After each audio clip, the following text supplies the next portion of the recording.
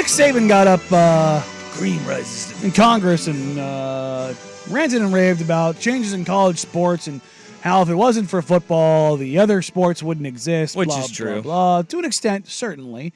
But they also kind of said if you take away what it is, then the other sports won't exist, which isn't really true. Yeah, it was a big pomp and circumstance. There you go. On Capitol Hill yesterday with Nick Saban and a lot of conference commissioners, athletic directors, and such in the college sports world. And you're right, like they did say the whole, well, these other sports that wouldn't exist. And would they exist? Yes, just not in the way that we know them now. But that's the thing about the Olympic sports. They do thrive off of football and basketball. And one of the things that I thought was just striking from that and hearing all of that is like, if these student athletes are employees, there's no way that we can afford them. And what we're seeing way before any of this, NIL or the transfer portal or whatever that everybody says is killing college sports, we've seen the dropping of different sports around the country far before that. Yes. We've had, schools have dropped football programs, or wrestling is one that gets dropped left and right across the country. And it's sad to see all of that. But at the same time, you had a bunch of schools that they made the decision, we don't want to compete in that realm anymore. We are not good in that sport, so we will drop that and accentuate what we are good at. And the idea that if you make student athletes employees, we won't have enough money is just, it's a lie, first of all. Yes. Because of the money that is brought in through football, basketball, and private donations. And what we saw at Cal before NIL is we saw Cal threaten to drop a ton of sports, including their rugby program, their baseball program, because they were like, we can't fund it anymore. We're poor. We've mismanaged our money. And guess what? Those sports were saved through private donations because they were important to the alumni base to keep continuing those athletic sports. Well, the thing that really got me was what happened not yesterday on Capitol Hill, but what happened today after they all said that. Indeed, as you have Texas A&M going out and spending over $4 million to buy out Trev Alberts to have them become their new AD after Texas A&M's AD left to go to Ohio State and fill their vacancy, which $4 million probably runs 3-4 Olympic sports for the season. Yeah. I mean, and here's where we sit with college athletics is that they sit there and they say, oh no, there's no way we could possibly have employees be athletes. When you're buying out, I think we reached over $100 million this football season alone.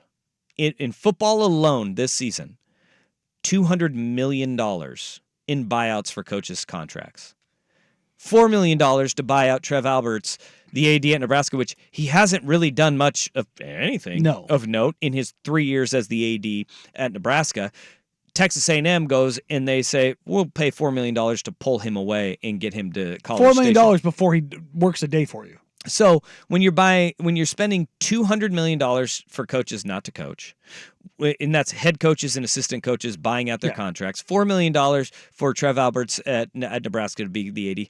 Don't give me we're going to have, if we have NIL, there's no way we can operate. No, how about you do this? You operate responsibly, and you don't have these massive buyouts for coaches, and you're going to have to actually see that contract through. If you're willing to pony up that money for him to be your coach or her to be your coach, what we'll see is actually these athletic departments being a little bit more, judicious with the money that they give out, the buyouts that they're willing to pony up for getting a coach out of the program. And we're not going to see as much turnover in the coaching world because of the fact that, you're going to have to operate like a business at this point to a blank check. You're going to have employees that are your student athletes. Yeah, guess what, ladies and gentlemen? Everyone's got to balance their checkbooks because you aren't playing with funny money anymore. Yep. And that's the thing. It's like, that's why they don't want to pay players, because they don't know if they have to pay players, then there's open books, and everybody knows how much is out there, and they can't cry poor anymore. Yep. There was, if you just look at it, this is according to USA Today, $127.1 million in this past hiring cycle was for head coaches to be bought out of their current deal alone. $32 million was for assistant coaches to be bought out of their deals. $32.4 million was covering newly hired head coaches and assistants who owe a previous employer. $12 million being alone, Kalen DeBoer to go from Alabama or from Washington because there's to Alabama. buyouts, and then there's money that is paid out ahead.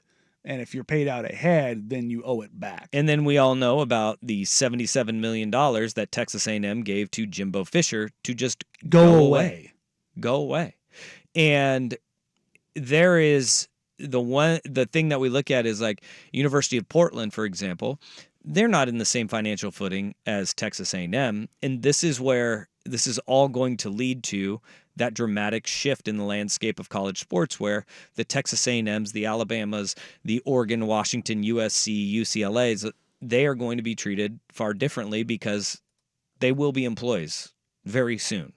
Very soon. We've already had one labor board rule in favor of Dartmouth. There's 2 more that are coming up, and all of a sudden, these private schools, they're going to have employees at their universities. Their student athletes are going to be seen as employees. All of the data is trending in that direction. We're heading there, and the break-off is about to become a very real thing.